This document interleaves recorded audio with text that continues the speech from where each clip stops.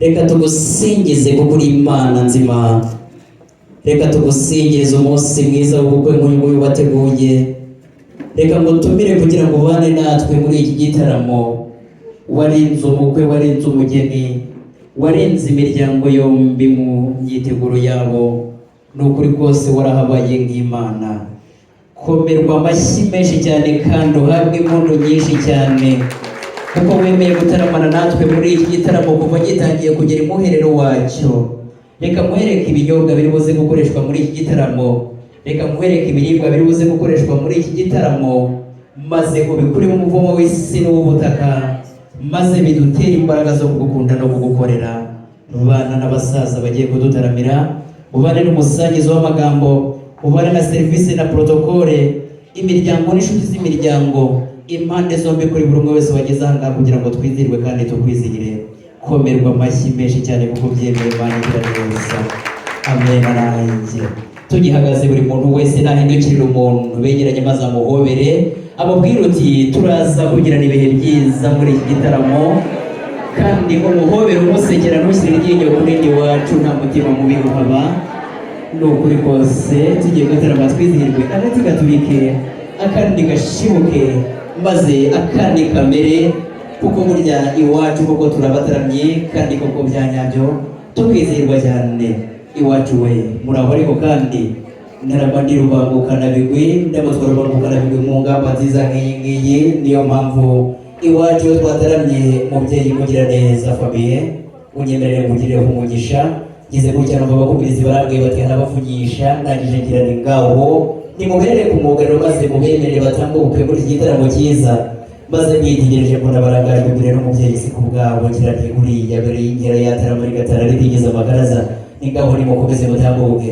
Mbitegereje rero kandi nk'uko nabitojwe, uko nabitoye, uyu muryango mugarize imfura nzima ngiye kubaha ikaze muri iki gitaramo, nabagiye kwigira sityori. Nyemerera ubaduhira ikaze muri iyi ngamba nziza cyane, maze niba ngombwa ubemere dutaramane. Gahima Imana ngaho nimuzakare kandi mwumve.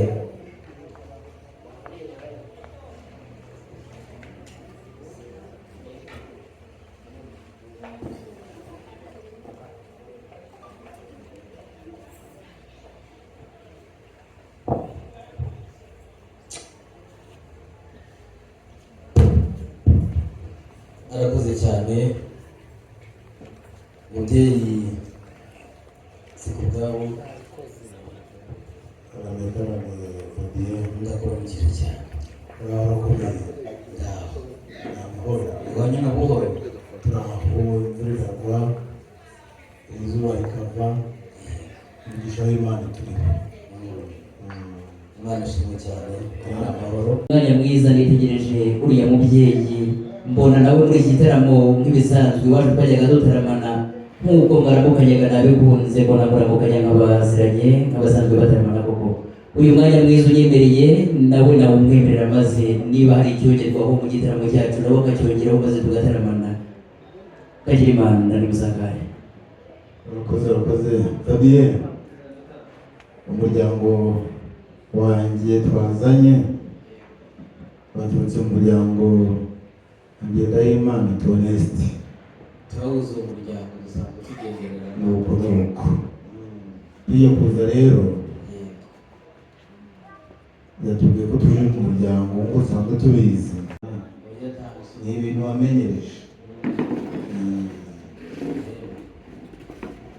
Reka turebe uyu muhungu yashyizeho urukoma. Yaheze urutoki rw'ingaga, twari umuhangara.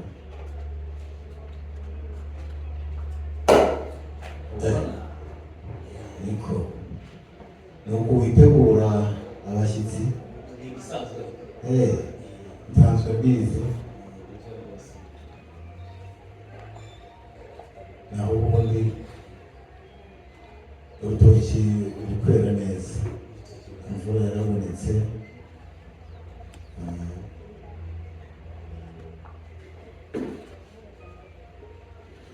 Ndabona irasa neza nk'ujya unyakiza.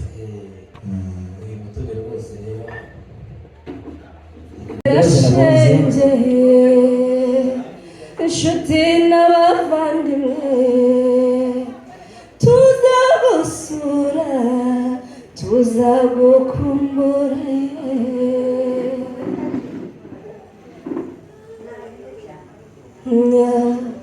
busa amatage amateye agahinda n'amanyagwa ngo adutwaye ingenzi abakobwa aduteye agahinda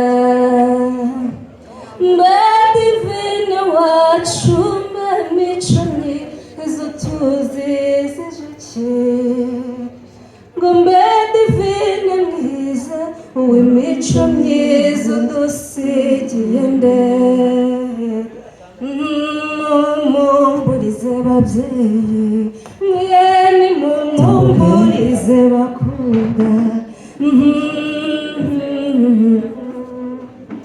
mbe divine we wabyibajije ute ikibondo ukubabaza bamwarira mu shenge ubajijije iki ngo abatobe iwanyu bajijije iki abayisenga kubabaza bamwarira mu shenge bitewe n'iki ngo abarira nimuyihanagure mwicecekere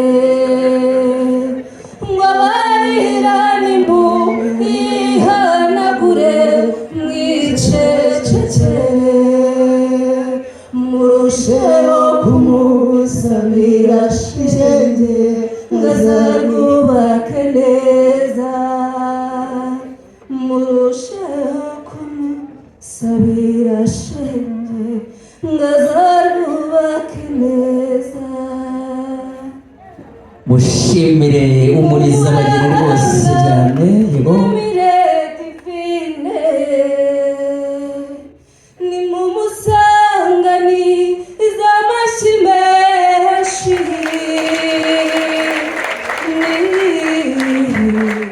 mu murangamire ngo iyavuka ni mu muri mundu maze yarakunzwe n'izifuza urwunge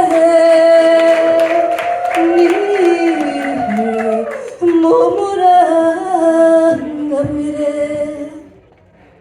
amashyi menshi cyane mushimire n'umukobwa mwiza cyane rwose n'umuriza abageni koko aririmba neza cyane nkabikunda nturora